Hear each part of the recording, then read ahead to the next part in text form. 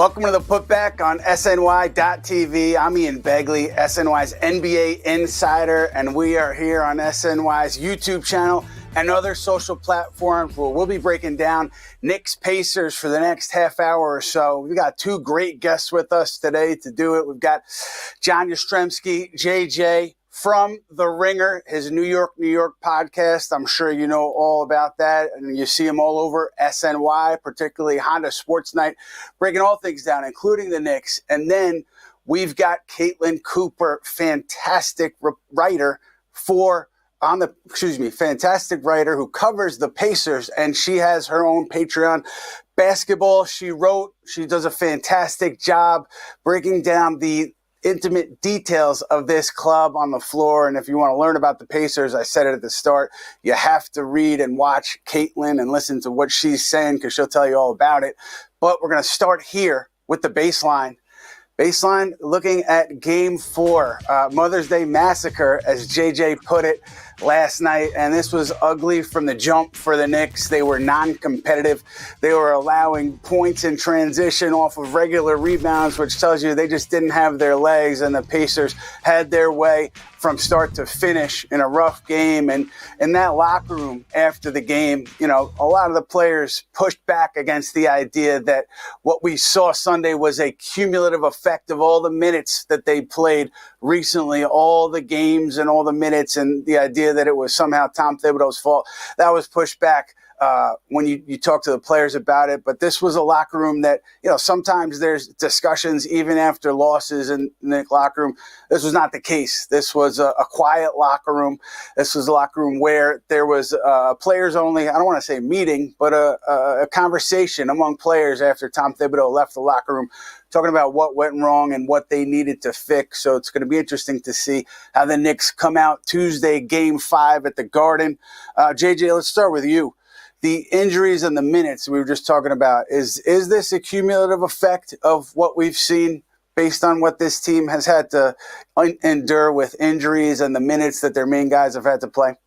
The injuries are without question taking their toll, specifically not having OG Anobi. You look at the Knicks three-point defense. The Knicks three-point defense in the two games without Anobi was just brutal. It felt like Indiana was able to have whatever shot they wanted Game 3 and especially in Game 4. And I know the minutes policing is going to be after Tom Thibodeau.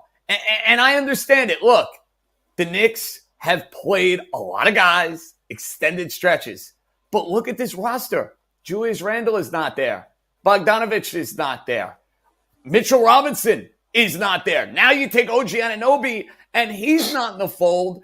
It is the playoffs. You want to win games. And I think the schedule kind of shaking out the way that it did. The Knicks giving this all-out effort in Game 3. DiVincenzo and his big effort.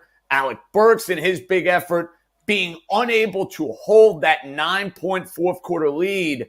They looked like a team that was spent and that was out of gas. And to be honest, gang, I thought the effort we saw on Sunday, I thought we were going to get that on Friday. Not necessarily a 40-point game, but I thought it was going to be a margin victory for the Pacers in Game 3. Well, I was wrong. It ended up being in Game 4. But look, Tom Thibodeau has no choice. They don't have a deep team. These guys got to play a lot of minutes.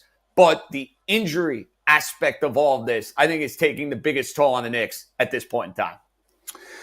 Caitlin, what we saw on Sunday from the Pacers, obviously they dominated from start to finish. Were there elements of that game that were just outliers, or were there elements of what we saw from Indiana that you could expect to see from them again in Game 5 here in New York? I mean, I think it definitely stood out that they were quicker with the ball and to the ball than what we've seen by comparison to the Knicks over even the prior three games. I mean, TJ McConnell and Obi Toppin come into the game.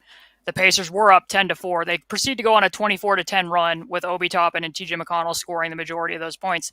The very first play that TJ makes, he veer switches, steals a pocket pass to Isaiah Hartenstein, throws it ahead to Tyrese Haliburton for a dunk. Versus on the other end, there was even a possession where he gets completely knocked out by a screen. The Knicks have a 5-on-4, and you're just not seeing Jaylen Brunson attacking into that with quite the same fervency and relentlessness that we would have seen from him, especially in the first two games prior to when he suffered the foot injury. So I think that they were definitely trying to decimate a decimated team. The Knicks did not shoot the ball well. That might be somewhat of an outlier, but the Pacers made adjustments to lead to some of those outcomes. So in game 2, when they put game 3, when they put Aaron Nesmith onto Jaylen Brunson, Tyrese Haliburton was guarding Dante DiVincenzo. At the start of game 4 yesterday, they had moved Andrew Nembhard onto Dante DiVincenzo, put Tyrese onto Josh Hart, and then the biggest adjustment to me is it's not just Aaron Nesmith guarding Jaylen Brunson.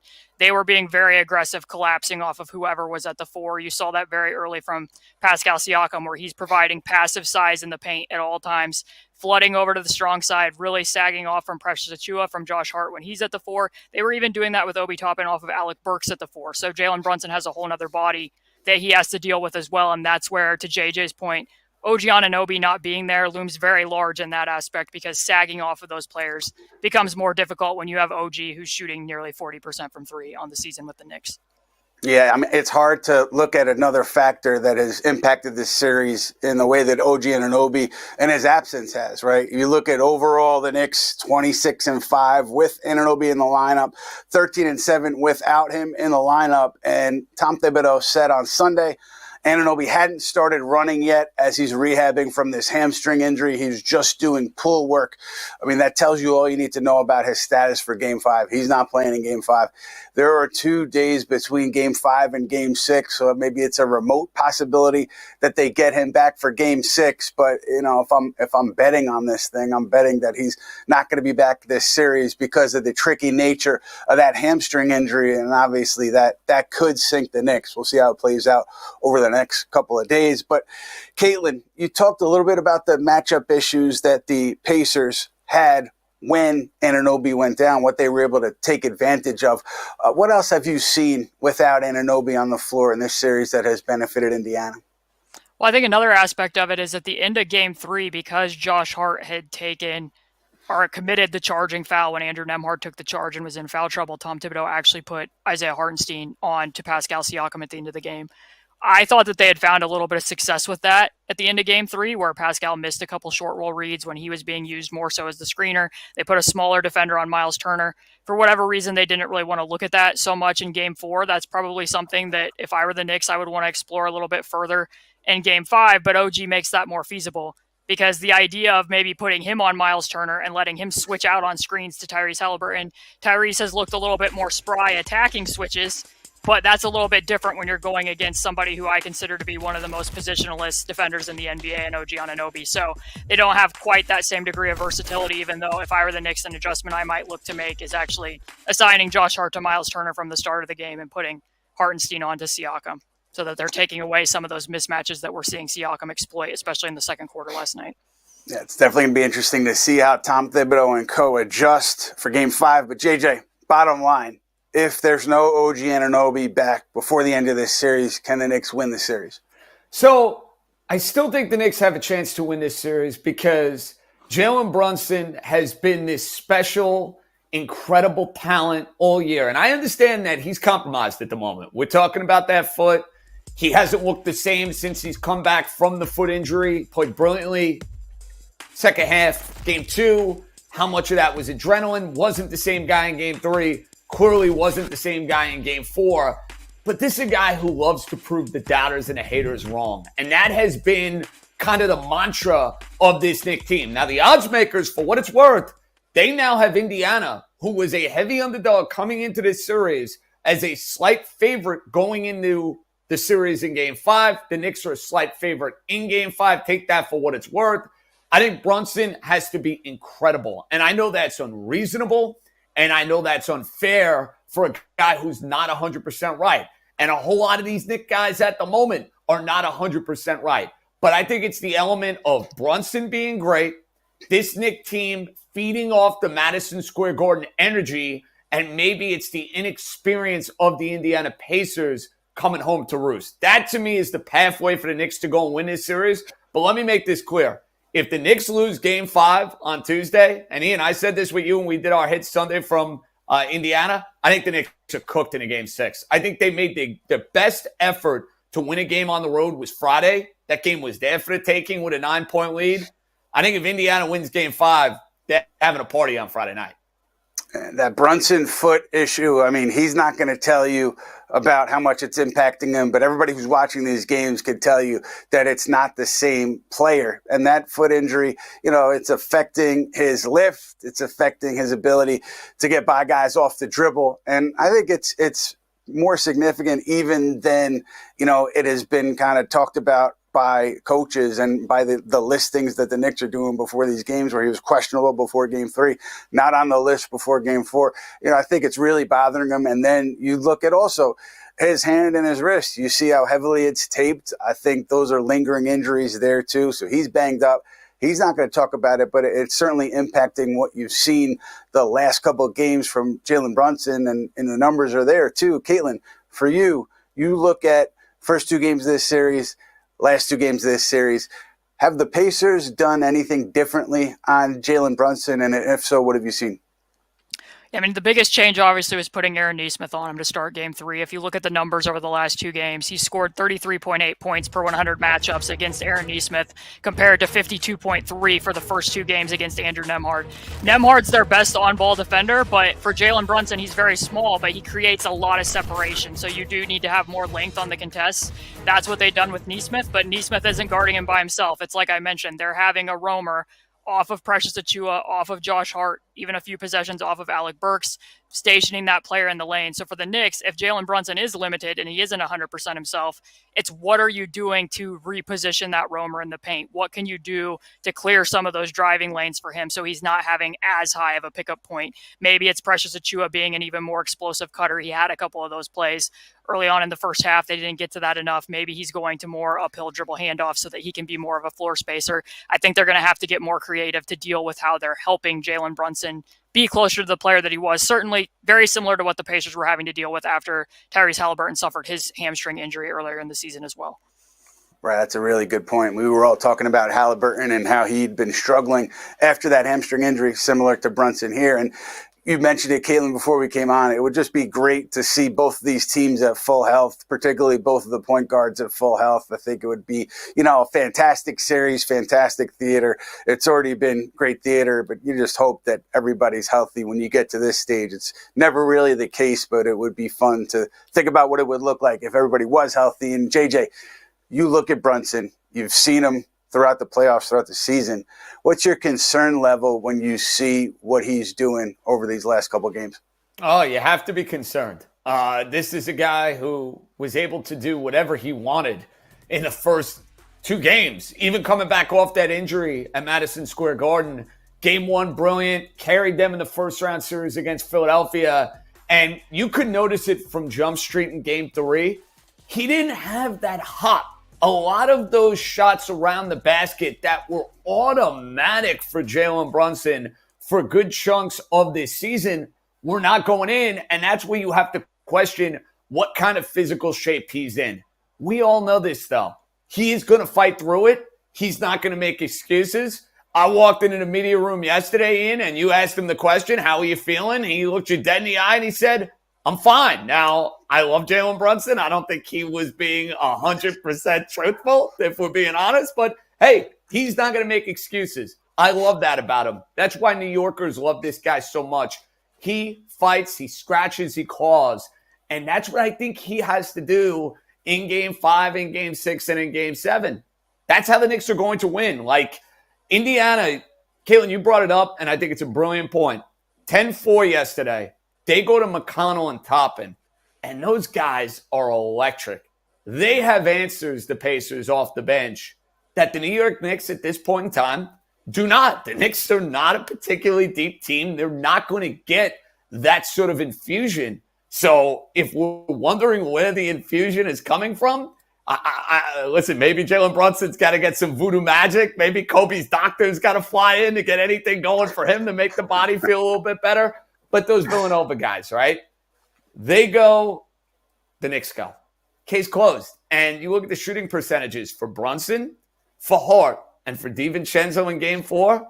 Hey, if we're talking about shooting percentages like that for the Villanova boys in Game 5, the Knicks are dead. Game 6, the Knicks are dead.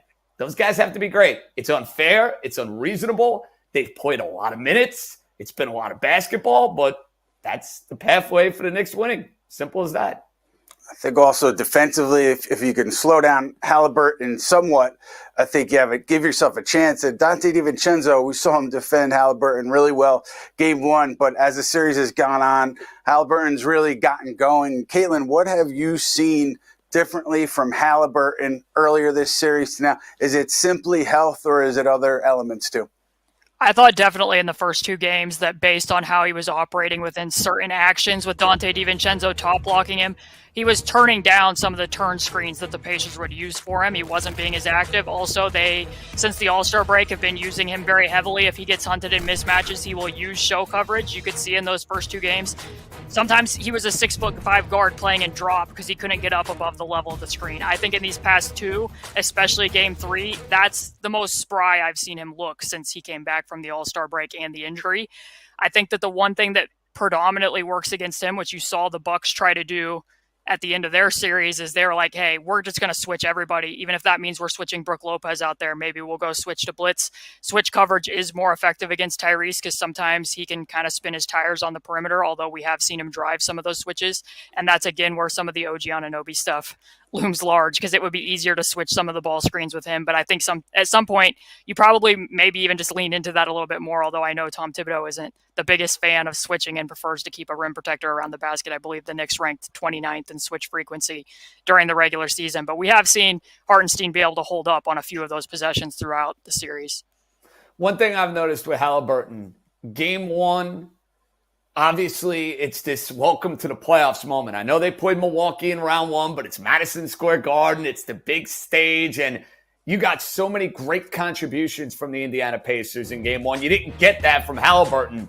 He's gotten better and better and better as this series has gone along. You see him talking some smack. You see him playing with a lot more swagger. Maybe it's the idea of feeding off the home crowd and playing in these nationally televised games. But the Knicks' strategy on Tyrese has been pretty simple. They dared him to shoot the basketball. And what he was able to do in game three and in game four is he was knocking down that outside shot. And with the Knicks not having OG Anobi, they don't have the same sort of defensive flexibility that they had going into this series.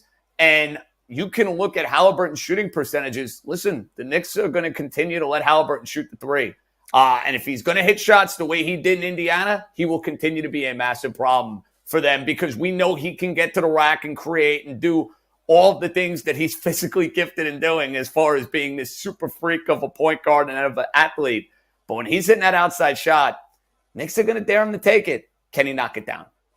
Yeah, well, when he has 3 seconds to line it up, as he had a couple of times in Indiana, he's going to knock it down 10 times out of 10. So the Knicks, I think, need to do a better job defending in transition. But for the putback, we are now in podcast form, so you can catch us here, but you can also catch us wherever you download your podcasts, Apple, Spotify, wherever. So keep an eye out for us there. But now we're going to get into Rick Carlisle. The big comments after game two. He certainly caused a stir here locally. I don't know, Caitlin, if you saw the New York Post back page, the creative portrayal of Carlisle that was on the back page after his comments game two. But hey, you look at the officiating since, and I think it's been a different story. So that was $35,000 well spent. I think if you're Rick Carlisle and you're the Pacers, Caitlin, did you think the comments shifted the way the series has been officiated in general? You see a difference in the officiating games one and two versus 3 and 4? I mean, I will say that I think that the play where Aaron Nesmith was in Jaylen Brunson's landing space last night was a foul by any definition. I think that there's been missed calls on both sides. Certainly there were at the end of game two. I can understand where some of the frustration from Rick Carlisle goes. And there's also the added benefit that when you go out on the podium and do that, your guys know that you're going to go out there. That's perhaps has a galvanizing effect as well. I think that the one thing that does stand out, though, is that the Pacers tried to have Aaron Nesmith guard Jaylen Brunson at the beginning of February. On February 1st, he was his primary. Aaron Nesmith ended up fouling out. A few days later, when they played them again, I believe on the 10th, that's when they ended up pivoting to Andrew Nembhard, and Nembhard had recently been reinserted into the starting lineup, predominantly because Nesmith was picking up a lot of fouls at the point of attack. So the fact that he's been able to stay on the floor without fouling out, really showing his hands against Jaylen Brunson, if you're going to make those types of comments and you think that the game might be officiated more in your favor on the home court, that definitely did benefit Aaron Nesmith, who's known for being able to rack up fouls, especially when he's defending smaller guards. There's no doubt this series has been officiated a little bit differently, but that shouldn't surprise anybody. I mean, we are at home in the postseason. You're traditionally going to get the better of the whistle. And we can't ignore the fact that the Knicks clearly got the better of the whistle in game one, specifically the acting job that Dante DiVincenzo did at the end of the game. Now, Carlisle playing the big market, small market card. Listen, I wasn't a big fan of the comments, but I know what the coach is doing. It's full-fledged gamesmanship. And do I think that his team back at home got some calls that went their way in game three? 100%. There were a couple of blown calls in game four, but I don't want the narrative of game four when you basically lose by 40 points to be officiating, because I didn't like the narrative being talked about when it comes to officiating deciding a game in game one or game two. I thought that was overblown. And at the end of the day, even in game three, where I thought there were a couple of missed calls that went against the Knicks, if I'm not mistaken, the Knicks missed a couple of free throws late. Brunson missed one late. Hart missed one late. Nembhard hits the shot, and you had a 9-point fourth quarter lead. So I don't want to hear about officiating. And when you get your rear end kicked like they did, guys, the last thing any Knicks fan should be doing, waking up Monday morning, going into work, talking about the game and saying, oh, well, we didn't get this call, we didn't get that call. The proof is in the pudding. That game was as ugly as can be. And, hey, it's 2-2. Want to tell me Indiana got a better whistle at home? Knicks got a better whistle at home? Okay, series on. Let's go. With that, we are going to our associate engineer, social media, Matt Spenley. Matt Spenley has a fan question for us. Mr. Spenley, what's up? What's up, guys? How we doing? Okay, Michael on YouTube is asking, do you expect Deuce or Precious to start the fifth game of the series? So obviously we've seen Achua into the starting lineup with OG's injury. I think Deuce's play has left something to be desired as we've gone on here. But Ian, for the next game, we also saw Tibbs start game 4 in the second half with Deuce on the floor, which we don't see him do a lot, make those sort of halftime adjustments with a lineup. Do you think that they make a lineup change for game 5, and how do you anticipate the rotation playing out as they continue to weather OG's absence? Yeah, obviously you lose a lot offensively, Precious versus McBride, but with McBride shooting it the way he did game 4, you really didn't get a lot back. Yeah, I wonder if it's McBride or an Alec Burks that they go to, assuming no OG, which there won't be OG and Anobi. They have had issues offensively, Achua, but he was probably their lone source of offense early on in that first quarter of game 4. With that being said, yeah, I would expect them to at least strongly consider some kind of adjustment here with the lineup, McBride or Burks, and we'll see how they play it. But certainly Siakam has been difficult for them with Anobi, without Anobi, and becomes even more so if you're taking Achua off the floor. Fair enough. JJ, what are your thoughts on McBride, what you've seen from him so far this series? So it's been disappointing. There's no other way around it. McBride was instrumental in the Knicks beating Philadelphia. He was so good in those first 2 games at home.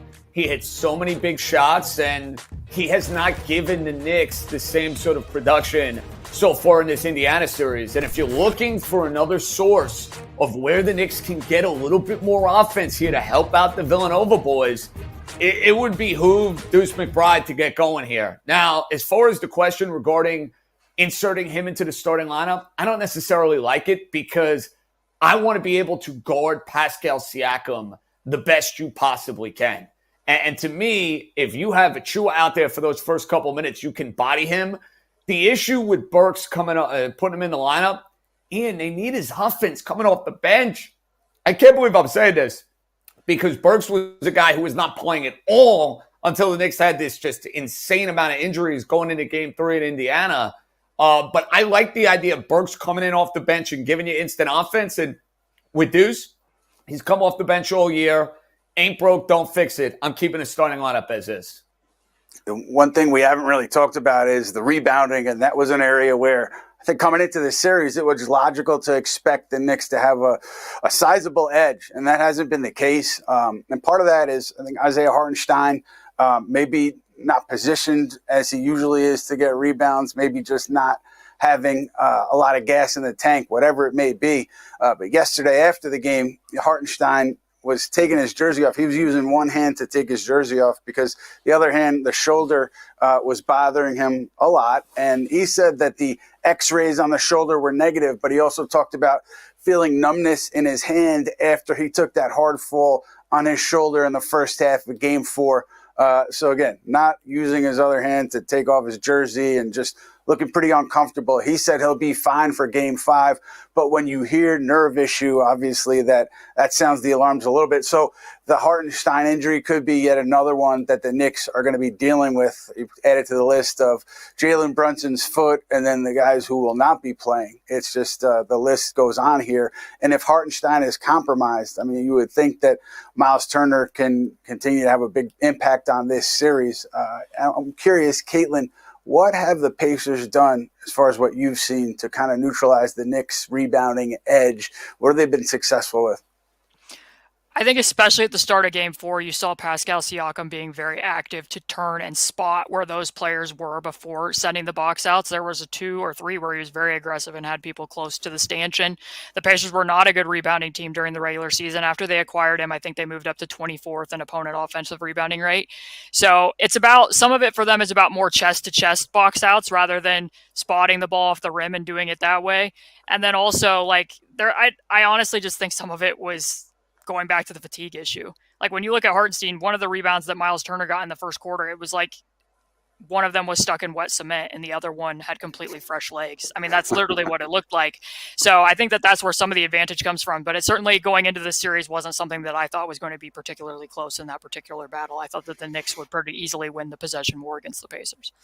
Yeah, one of the surprising elements of this series through 4 games. Matt Spenley has another fan question. Matt, what's up?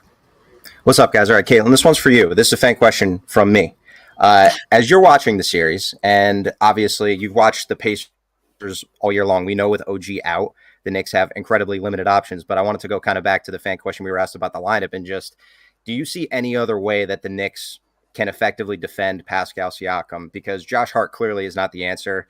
He's an excellent defender, but despite his rebounding prowess, he's still giving up a ton of size. So with the Knicks' options, do you see any other way that they could more effectively defend Siakam than they have the past couple games?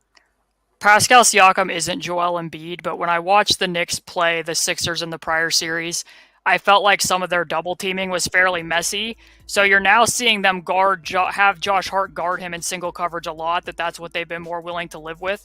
If I were them, I think the Knicks have 2 options. They could test Siakam as a playmaker and start sending some of those doubles. He hasn't seen as many doubles in this series. Maybe he's a little bit rusty with that and he's not making the same kickouts. Or it's what I said at the top of the show. I might give a lot more consideration to cross-matching it, putting Hartenstein on that matchup, and then putting Josh Hart onto Miles Turner. That might marginalize Miles Turner somewhat as a screener.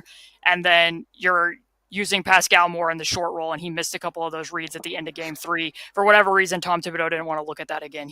I think he said ahead of the game that he mainly did it because Josh Hart was in foul trouble. But I would definitely look at that, especially in the minutes when Pascal's out there with Isaiah Jackson as well, because Isaiah doesn't have a very well-developed post-game where you're going to then be posting Isaiah against Josh Hart or whoever the other defender is that they're cross-matching with. One of the big players in this series, too, has been TJ McConnell. I think he was plus 20 in the first half, plus minus. I think it was in for 11 minutes yesterday, Game 4. But even taking that crazy number out of the equation, he's really made an impact in this series, both on the floor and when he was on the bench. Caitlin, what have you seen from McConnell? Is there anything different than what he's shown you over the course of the regular season? Because he's really, really made his presence felt in these first 4 games. You know, Game 3 was an outlier performance from him and Obi, and that the bench didn't give the starters a lead going into the fourth quarter. The starters had to dig out of, I think, a 4-point deficit when they were all back on the floor. And with TJ, it's a cliche, but it's a make or miss league, right? Because in Game 3, he missed some of those shots that he makes and Pogo sticks into in the non-restricted area of the paint, and that led to 94-foot fast man break or one-man fast breaks for Josh Hart going in the opposite direction. Those were some punishing minutes during that stretch when TJ was missing some of those shots. When he's making them and the Knicks are having to take the ball out of the net, they weren't getting some of those easy opportunities, which was compounding what was already a really poor offensive performance for them last night. TJ, I think, confounds a lot of people because he actually led the NBA in drives per 100 possessions. He's very good at staying lower than his defender, and as Tyrese Haliburton has referenced many times, TJ wants to attack baseline, and that's what most defenses are geared to lead you towards. So then if you force him middle, that's where most players want to go. So he's just so effective out of pistol. He might be one of the best guards at that. It's very hard to keep him out of the paint. And you could see it even yesterday, attacked out of stack action. And it looks like he's the music of Flight of the Bumblebee with his driving angles. He's just always changing direction, and it makes it very hard to stay in front of him, even with somebody who's very, for the most part, I think Deuce McBride's been very tenacious for the Knicks at the point of attack, but TJ can be a load. You can duck under him, but sometimes even his handle, he can use that to induce overs. He's trickier than I think people give him credit for, especially with the ball in his hands. He's a winning player. He's a winning player, gang. I knew going into this series, the Knicks fan by 4 games was going to absolutely hate TJ McConnell. And I say that in a complimentary way because he is perfect as a backup point guard in this NBA. He gets to the rack. He knows how to distribute. He just oozes winning intangibles all over the place. Then, I don't think he has the same sort of ceiling as a guy like Jaylen Brunson. He's obviously a different type of player, but he's another one of these guys that's kind of been doubted his entire career, going back to his high school days, playing at Arizona, playing well in Philadelphia, and he's obviously found a home backing up Haliburton with the Indiana Pacers. And I know from a Knicks perspective, I hate when he's on the floor. He makes me uncomfortable. He makes me nervous. He has killed them in 3 of the 4 games in this series, so he's a problem. I knew he would be going in, and that has absolutely lived up to my expectations.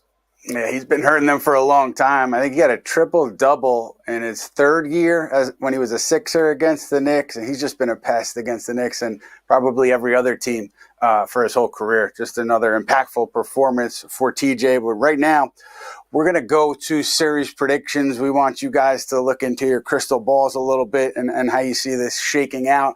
Caitlin, we talked about it before the show. So let's go on the premise that OG Anobi, I want to say, let's say he's out for Game 5, out for Game 6, comes back at less than 100% if there's a Game 7. In that scenario, how do you see things shaking out?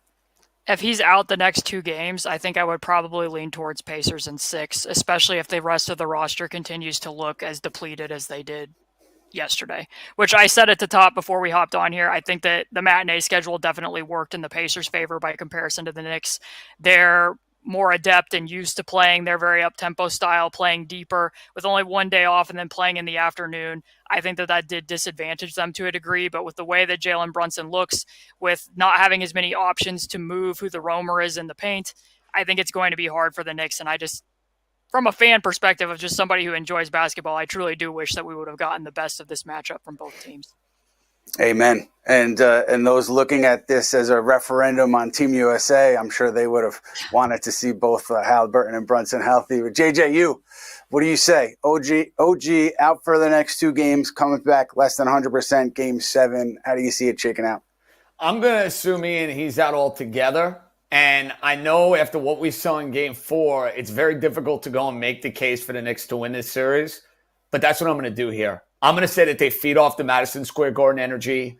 I'm going to say that the guy who has been one of the most special stories in all of basketball adds one last chapter to this remarkable 23-24 season. And maybe this is just me trying to paint an optimistic picture. Maybe this is me with the New York blinders on. I just don't think this Knicks season is going to end in a predictable way. I think they're scratching their clawing like crazy. And I think if we see a 7th game and it's played at Madison Square Garden, I think the inexperience of the Indiana Pacers could end up being problematic. So again, it's a cop-out answer. If the Knicks are winning, they're winning it in 7. And I think if Indiana wins Game 5, Game 6 will be for the Pacers. So it's a hedge answer. I picked Knicks in 6 at the outset. I'm calling it audible now, though. I'm going to say Knicks in 7. I like the hedge, and no matter what, we're going to hear your analysis, your takes on the New York podcast that you host on The Ringer, and I highly recommend Knicks fans, NBA fans in general, to subscribe to Caitlin's Patreon, which is Basketball She Wrote. You're going to learn something. You're going to learn many things about the game, so keep an eye on that, Pacers or otherwise. That'll do it for us on the Putback today. We will be back with you at some point, maybe later this series, maybe going into the Eastern Conference Finals, maybe a season wrap-up. We don't know yet. We'll see what happens. Game 5 Tuesday, and we will take it from there. But be sure to keep an eye on Honda Sports Night every night for your Knicks coverage between now and then.